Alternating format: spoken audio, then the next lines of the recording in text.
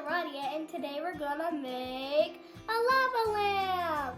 Let's take a look at all the things we need to make our lamp. The first thing is oil. You can use any type of cooking oil. For this project, I'm gonna use vegetable oil. Next we need vinegar. Next we need baking soda.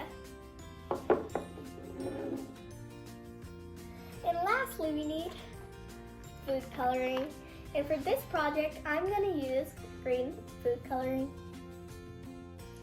Last, we're going to use a jar, or you can use a glass to make our lava lamp in. Now that we've got all our ingredients, let's start making our lava lamp.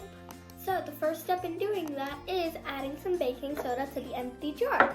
So I'm going to take a spoon and get 2 scoops of baking soda in this jar.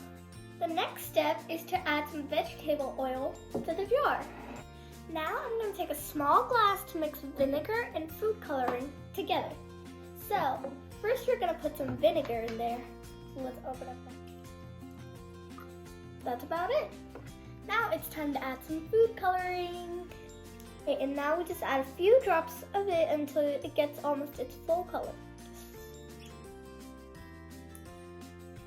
Let's add about 3 drops.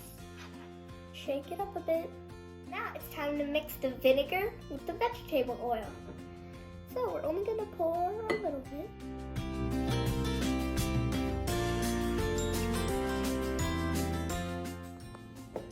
Now we have to wait for a few minutes before it reveals its magic. Look, it's happening. Look, the magic already started. Look how those little bubbles are floating. Now let's put it on a light to make it feel more like a lamp. Look, it's the lava lamp. So cool. Wow, look how beautiful it is. Well, do you know the science behind it? We mixed 2 liquids together, vinegar and vegetable oil. Well, one of them is less dense than the other. Can you guess which one that is? That's right, it's the vegetable oil. So the one that's less dense goes on the top.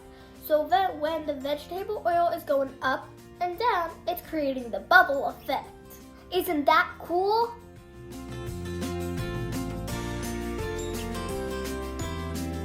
How do you like my lava lamp? Try this experiment at home.